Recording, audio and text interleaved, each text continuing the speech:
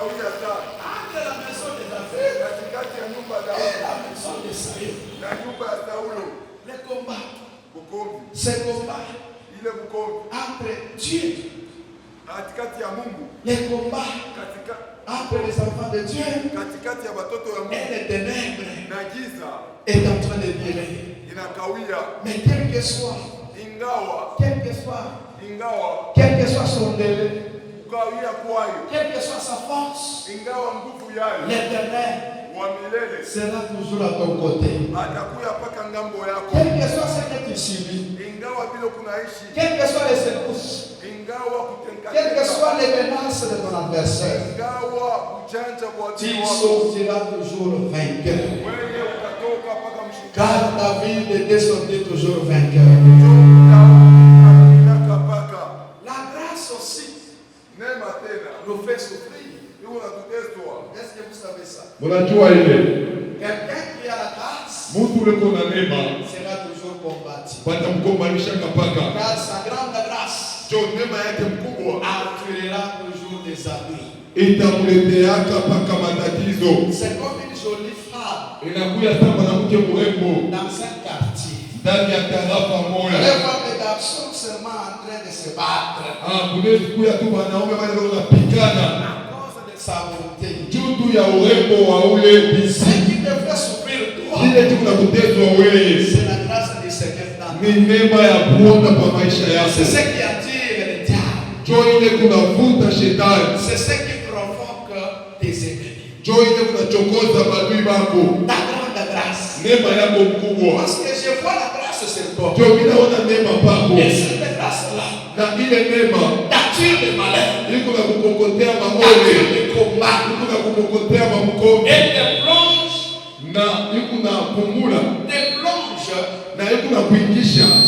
dans des nouvelles dimensions. Oui, parfois les combats est mieux. Alléluia. Amen. Et nous sommes nés pour combattre. Les personnes ne t'intimident pas. Oh maman, je vois les combats. Je vois la guerre. Je vois que tu es une personne tellement combattue. Dis-lui seulement. Même Christ est dans la crèche. Hata Kristo wakati alikuwa mtoto mchanga, wakati alikuwa mtoto mchanga, hata Musa alikuwa tu mtoto mchanga, lakini watu wangependa kumalize. Jibu ni kusema watu walikuwa na neema kubwa kwa mtoto wao. L'étoile brille sur leur visage. Nyota inaangaza kwa masura yao. Que ton étoile brille encore ce soir.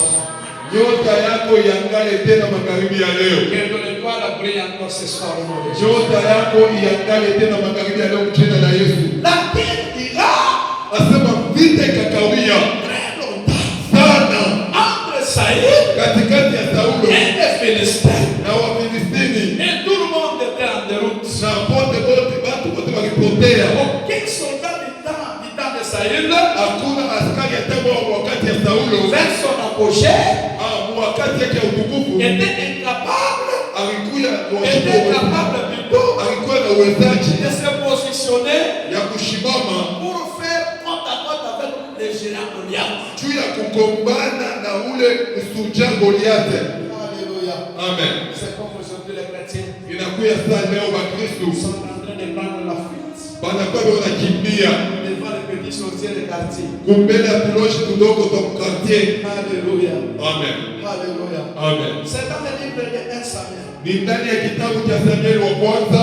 Dans le livre de 1 Samuel. Kitabu cha Samueli wa kwanza. Verset 17.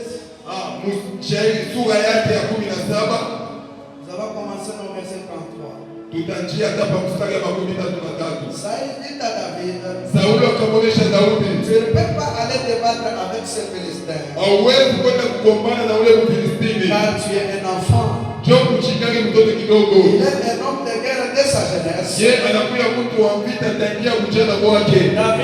David dit à Saül. Daudi akabonesha Saulo, ton serviteur faisait paître les brebis de son père. mtumishi wako akaanza kulisha bakondolo wa baba yake. Et quand un lion ou un autre venait, Na wakati mtu au simba akaanza kuya, je courais après lui nilianza kumwandama et je le frappais. na nilianza kumpiga. J'arrachais la brebis de sa gueule. Nilianza kunyang'anya Et si kondolo kichwa c'est chake. contre moi, Na kama nashimama ndio nikombanisha mie, je le saisissais par la gorge. nilianza kumwambia kumshika kumugibu. Je le frappais, Nilianza kumupiga je le tuais. na nilianza kumuua. Je saute Inatambuka au verset 45. kumustari ya 45. David dit aux Philistins, Daudi akaambia Mfilistini, tu marches contre moi avec l'épée, unanikuia njoo nikombanisha na mipanga avec la lance na ile mshale et les javelots. na vitu vya vita, Et moi je marche contre toi au nom de l'Éternel des armées. lakini mimi nakuwa kukombanisha mjina wa milele wa majeshi. Parole du Seigneur. Sauti ya Bwana. La prière des justes. Maombi ya wenye haki. Saül, Saulo il était rejeté. alitupiwa, Il était rejeté par Dieu. alitupiwa na Mungu, Et Dieu s'est choisi d'un homme na Mungu akakichagulia kijana mwanaume selon son cœur. kuambatana na moyo wake. Alléluia. Amen. Je me souviens un jour, Nakumbuka siku moja Pierre qui était endormi, Petro alikuwa kwenye kulala, il voit dans une vision, akaona ndani ya onyo, on lui donne un repas, wakakupatia chakula un plat où il y avait la nourriture. sahani pale palikuwa Et vyakula, dans ce plat, il y avait des aliments impurs. na ndani ya ile sahani kulikuwa vyakula vya Et uchafu. Pierre dit, Na Petro akasema, nous les Hébreux, on ne mange pas une nourriture pareille. shema Waebrania yake vyakula vya hivi, Et l'Esprit de Dieu me dit, na roho ya Mungu kaonesha tu ne peux pas déclasser quelque chose que moi j'ai déclaré peu. hauwezi kuweka pembeni kitu kile kilisha kusema ni kitakatifu, Et il était obligé d'aller à Joppé pour aller donner l'évangile. na alikuwa na mapasho ya kwenda kushopetwa kupeleka injili. Dieu lui seul avait déclaré David un homme selon son cœur. Mungu yeye mwenyewe alichakula Daudi akuye mtu kufuatana na moyo wake. Parfois il y a des gens qui jugent David. Mara nyingine kuna watu wale wanamhukumu Daudi. David a fait ceci, a fait cela. Daudi alifanya hivi, alifanya vile. Oui, les erreurs de nos contemporains Ndiyo makosa ambayo walitutangulia nous permettent nous d'aujourd'hui de tirer une leçon. inatusaidia shima leo kutosha kwa mafundisho. Ce n'est pas pour que nous puissions commencer à se moquer d'eux. Haina njochi yetu wote kuwachekelea. Moïse est venu avec la loi. Musa alikuwa na sheria Et le Seigneur Jésus-Christ est venu avec la grâce. na Bwana Yesu Kristo alikuwa na neema.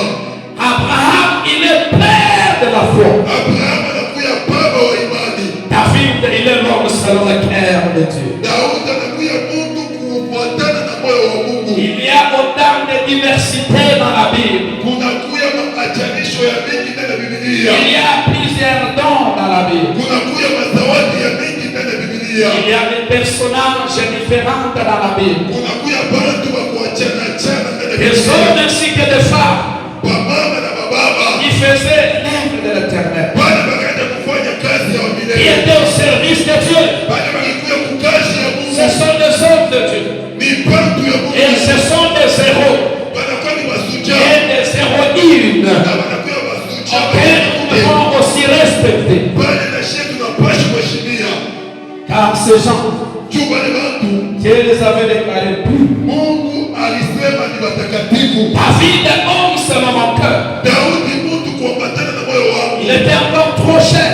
Alikuwa jingali kijana Mais sana. ce jeune homme avait la foi. Lakini ule kijana alikuwa na imani. Là où tout le monde fuyait, Basi na watu wote wakaanza kukimbia. cet homme-là juste. Lakini ule mtu mwenye haki. Car nous sommes en train de parler sur la prière de Jésus. Chote unasemezea kwa maombi ya mwenye haki. David était un homme juste. Daudi alikuwa mtu mwenye haki. Un homme selon le cœur de Dieu. Mtu kuambatana na moyo wa Un Mungu. homme qui réjouissait Dieu. Mtu unakaanza kupendeza Mungu. Un homme que le Dieu se réjouissait. Mungu kwa maisha ya ule Mungu anaanza Et kupendeza. cet homme avait Dieu. Na ule mtu alikuwa na Mungu.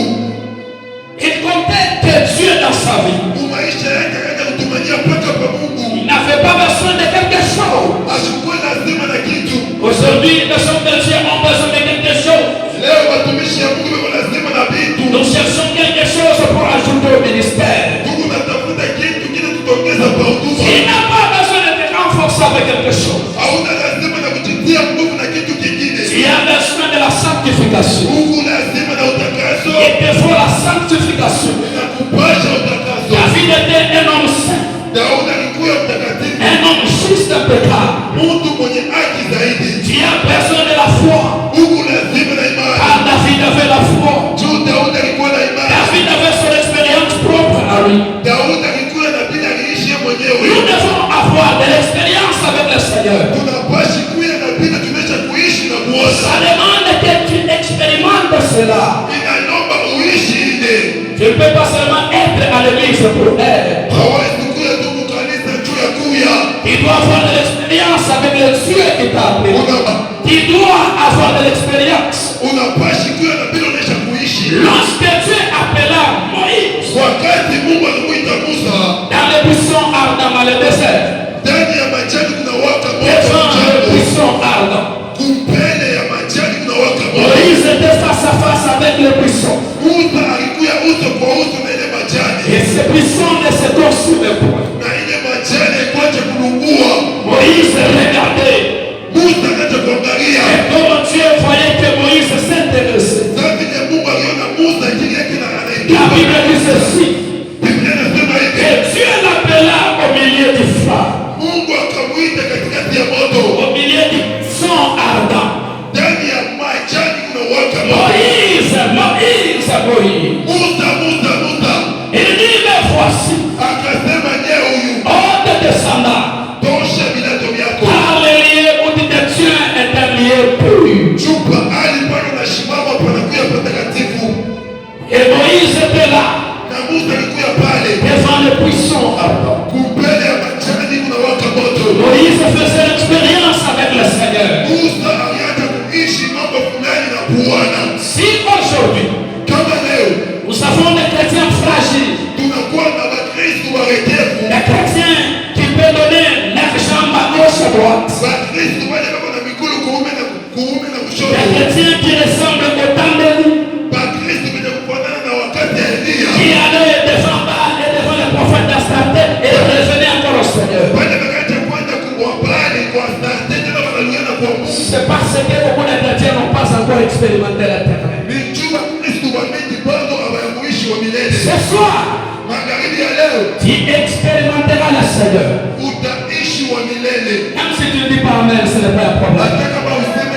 Je dis ce soir, même une personne en ce lieu, il va expérimenter le Seigneur. Il va expérimenter la gloire de Dieu dans sa vie. Il va expérimenter la puissance de Jésus dans sa vie. Tu ne joueras jamais avec l'éternel. Et tu ne joueras jamais avec l'œuvre du Seigneur.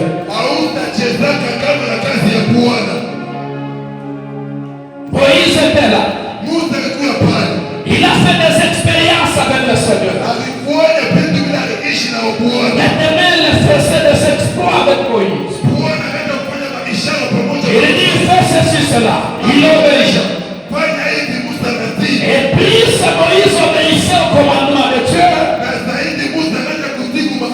et Dieu aussi s'est révélé dans une autre dimension à Moïse.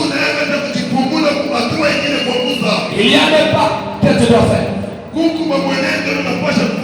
Il y a un avancé que tu dois faire. Tu dois faire des pas vers le Seigneur. Pour qu'il puisse aussi se révéler encore davantage maintenant. Et ce soir, l'Éternel va se révéler dans ta vie. Je dis ce soir, le Seigneur va se révéler dans ta vie. Alléluia. Alléluia. Alléluia.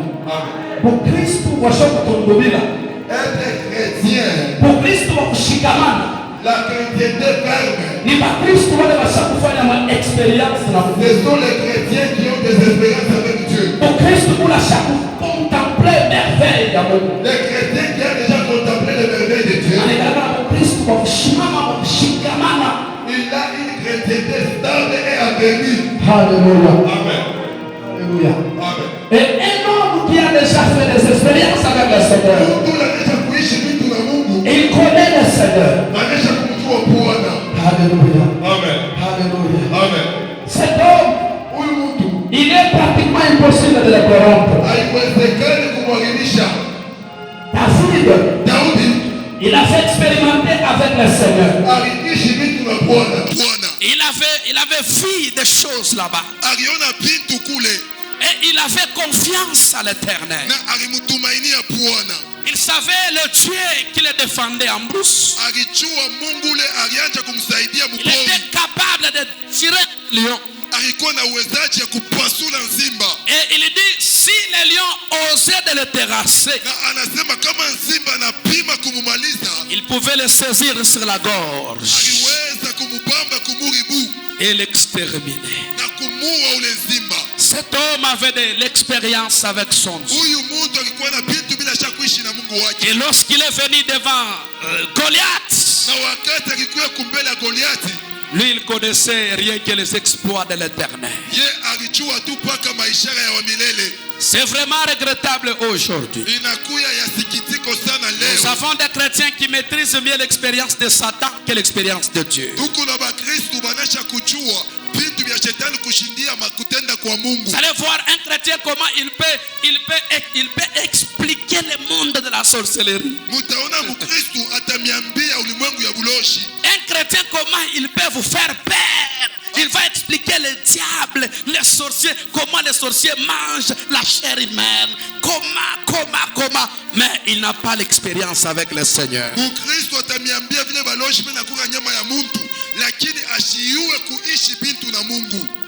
Là où tout le monde a fouillé, c'est là où David a avancé.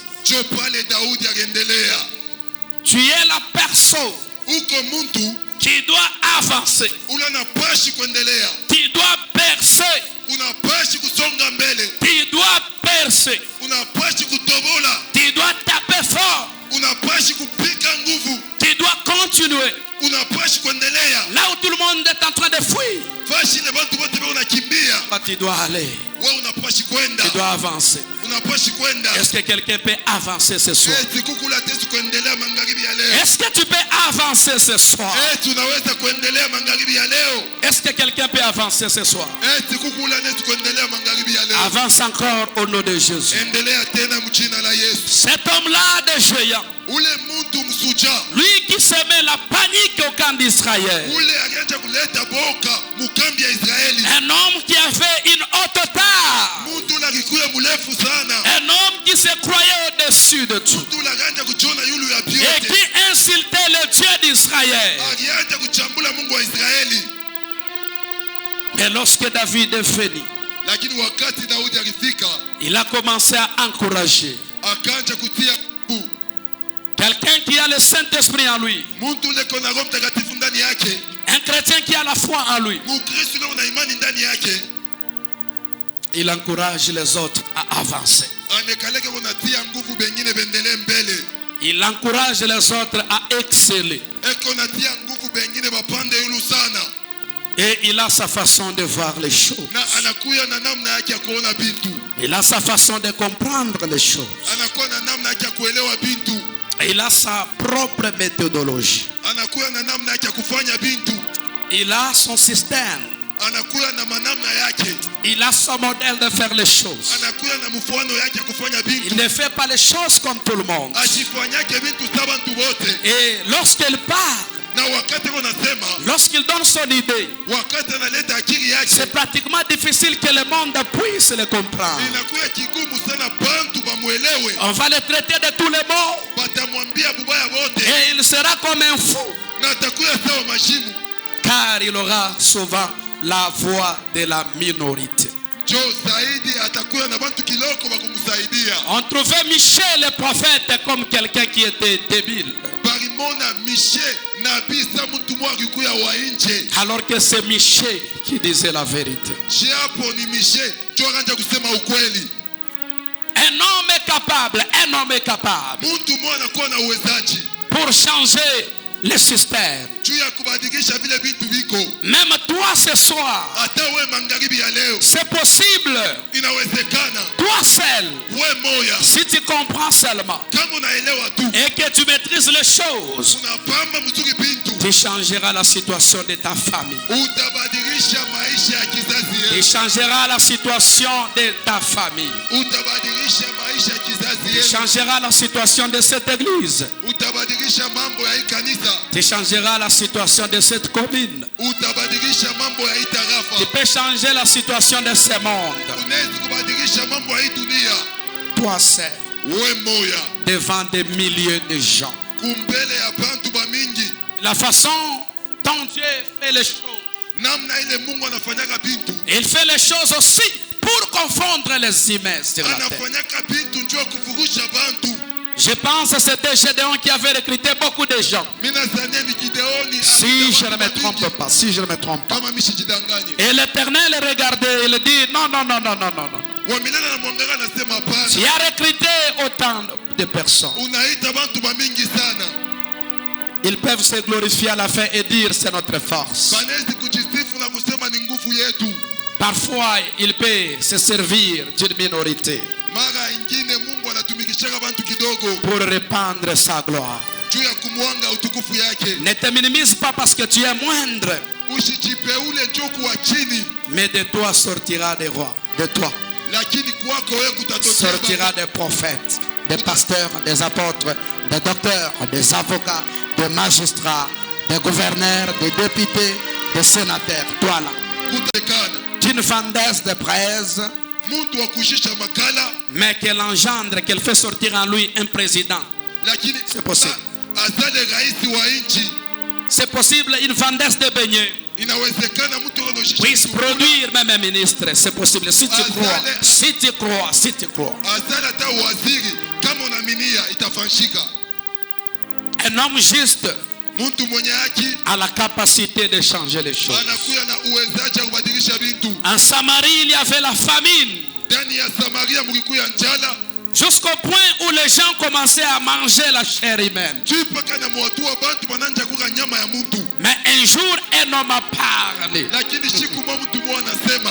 demain à 7 heures, un sac de farine qui était par exemple $200. Il dit demain à 7 heures, on payera un sac de farine à 5 000 francs. Sinon, ma parole. Et il y avait un général qui avait dénigré la parole de l'homme de Dieu. Ne faut jamais négliger la parole qui sort dans la bouche d'un homme de Dieu.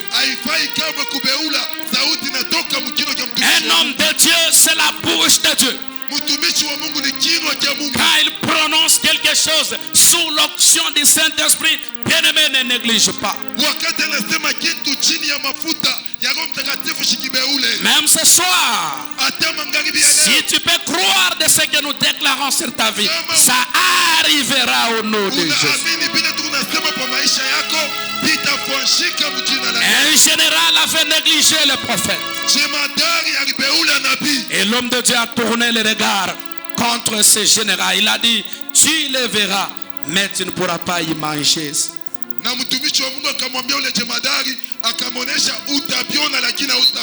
Cet homme a été piétiné par l'engourement le lendemain et il a été exécuté. Il était mort. Un homme de Dieu avait parlé et la situation était changée. C'est possible, toi là, que tu puisses refuser certaines pratiques, certaines vies dans ta famille. C'est possible que cela se réalise.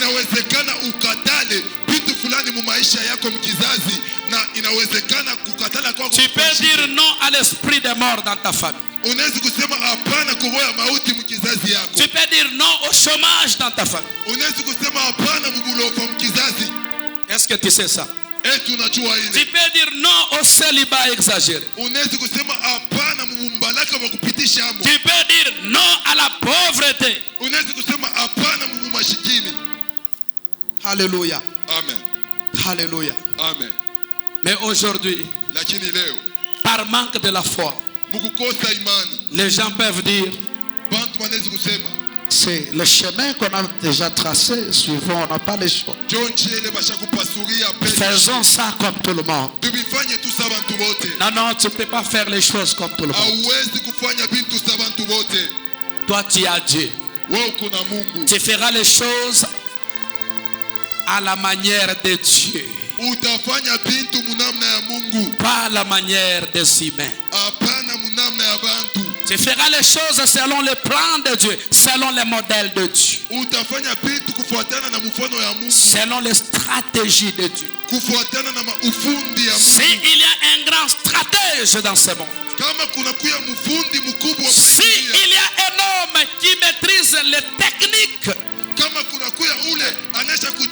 C'est l'Éternel Dieu des armées. Il a donné à David des techniques pour tuer Goliath. David qui n'était pas formé dans l'armée. Il n'a pas suivi la formation militaire. La formation qu'on peut donner à un soldat.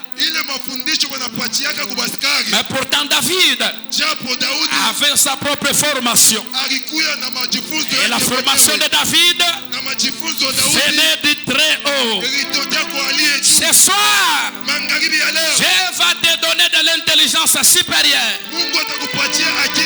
Ce soir, Dieu te donnera des stratégies venant du ciel. Dieu va te donner des tactiques du ciel. Te donnera des stratégies du ciel.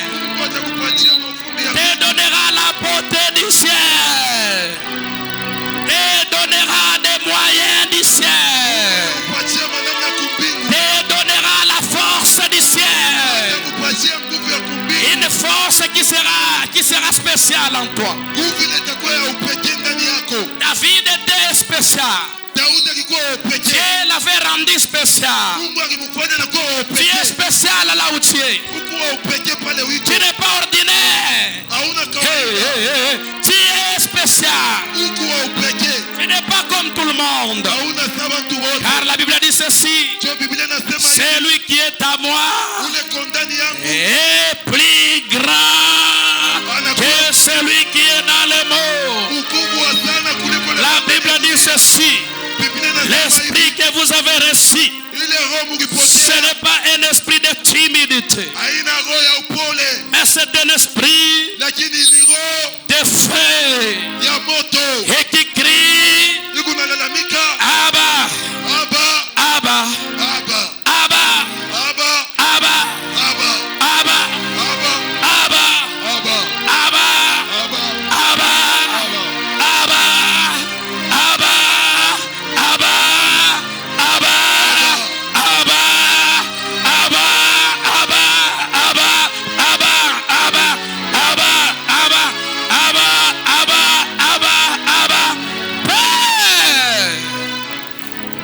l'esprit de Dieu qui crie Abba Père.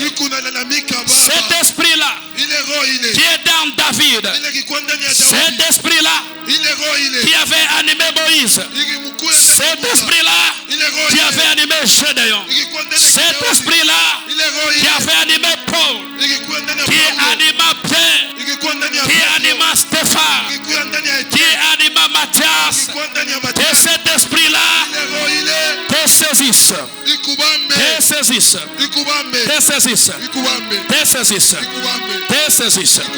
Même si tu es distrait, même si tu n'es pas connecté, sois connecté au Dieu des esprits. Sois connecté au Dieu des esprits. Le Dieu des esprits. Le Dieu des apôtres. Le Dieu des apôtres. Le Dieu des prophètes. Qu'il te connecte. Qu'il te connecte. Ce soir. Ce soir. Toi là. Toi là. Toi là. Toi là. Toi là. Tu couperas. Tu couperas la tête de Goliath. Commence à couper. Avec une épée. Commence à couper. Nous avons la vraie épée. C'est la parole de Dieu. La parole de Dieu. La parole de Dieu. La parole de Dieu. La parole de Dieu. David est allé dans le Torah. Dans le Torah, c'est là où cet homme de David a pris des pierres. Il dit au géant, tu viens avec beaucoup de choses pour me combattre. Mais moi, je viens seulement au nom de l'Éternel. Au nom de l'Éternel, du Dieu d'Israël. Dans la bouche de David, c'était seulement le nom de l'Éternel. Dans ta bouche, il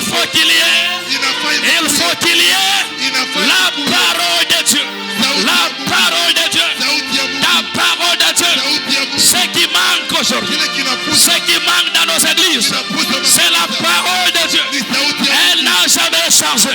Dieu n'a jamais changé. Dieu n'a jamais changé. Elle est hier, aujourd'hui et éternellement. C'est possible que les morts ressuscitent. C'est possible que les morts ressuscitent. Il n'a pas changé. Ta vie ce soir sera ressuscitée.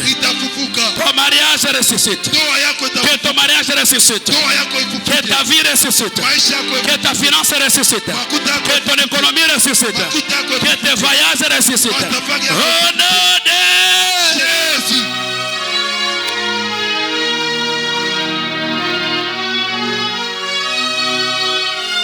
Aujourd'hui, nous cherchons beaucoup de choses à ajouter à l'évangile, à ajouter à l'église.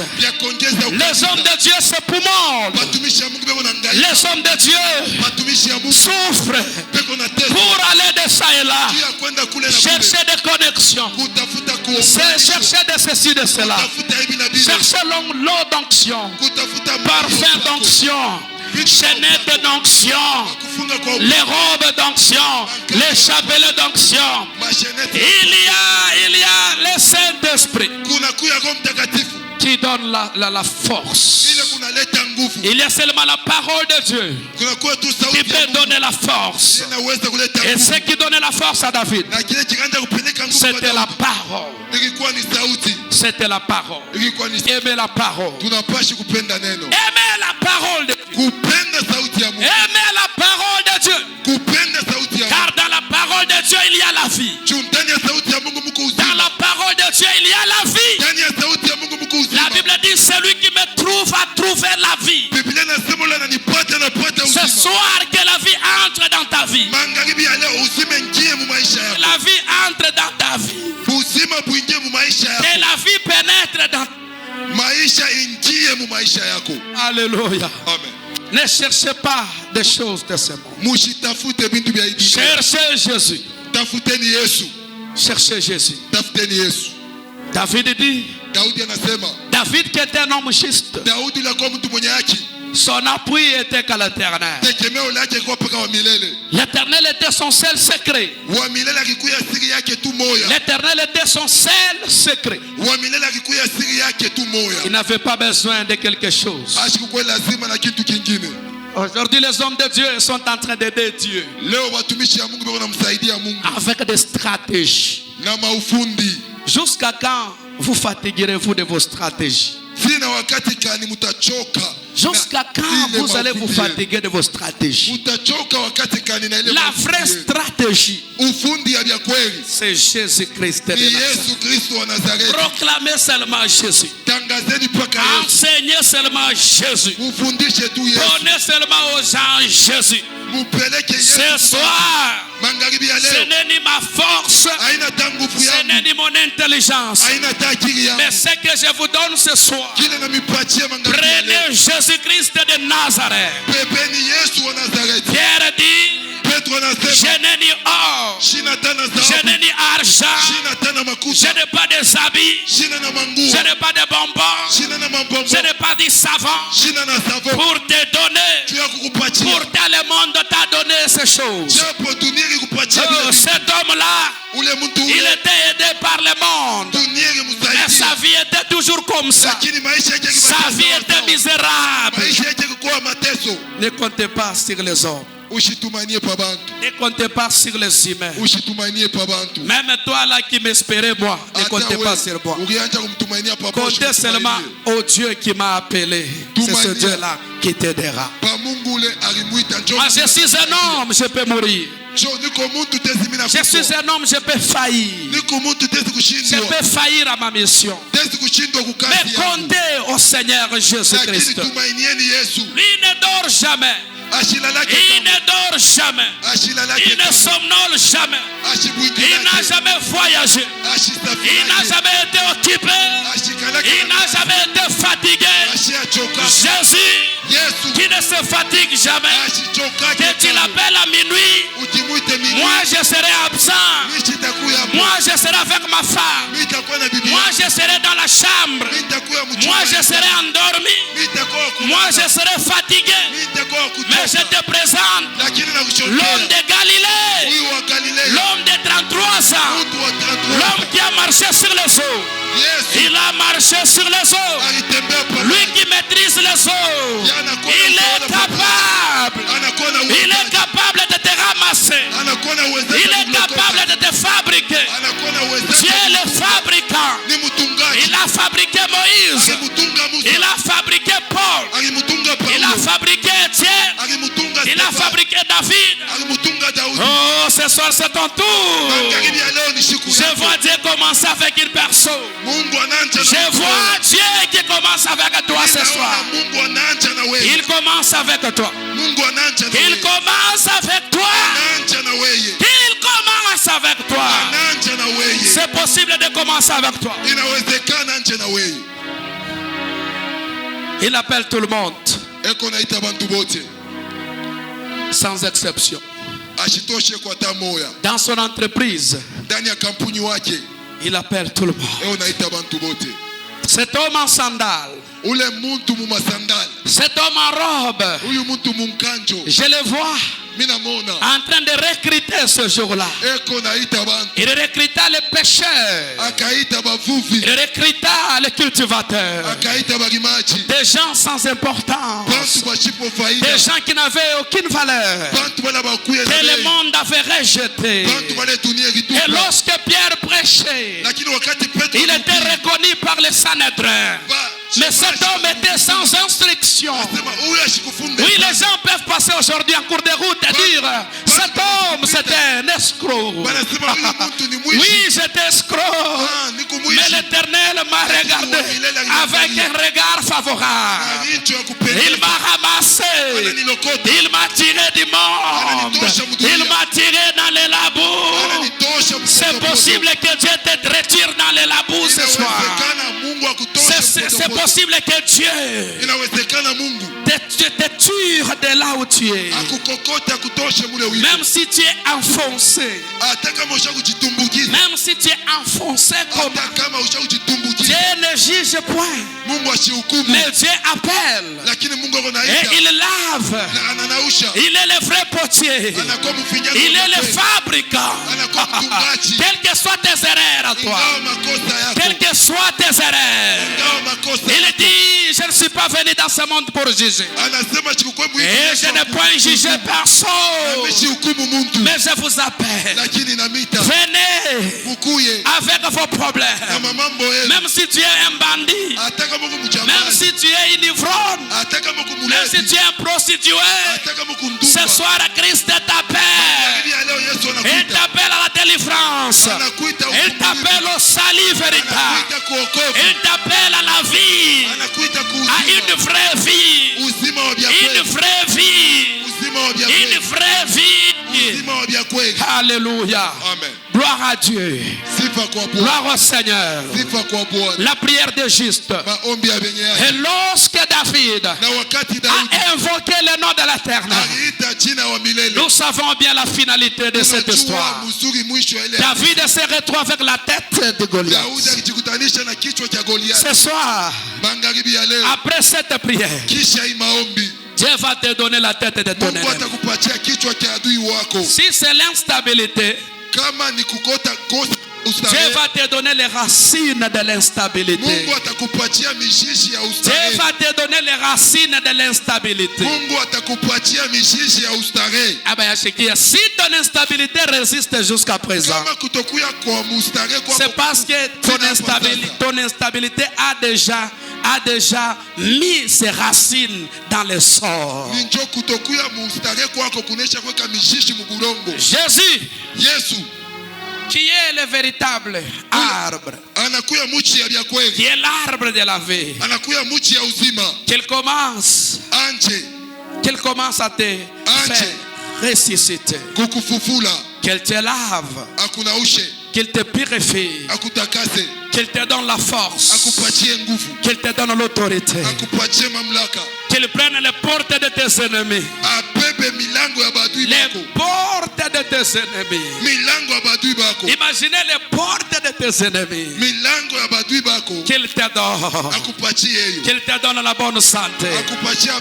Qu'il te donne la sécurité. Qu'il te donne la prospérité. Qu'il te donne le travail. Qu'il te donne le succès. Au nom puissant de Jésus. Tiens-toi debout et nous allons prier. Notre première requête, nous allons dire à Dieu, Seigneur, c'est seulement avec toi. Tu vas dire à Dieu, Seigneur, je compte qu'à toi. Est-ce que quelqu'un peut commencer à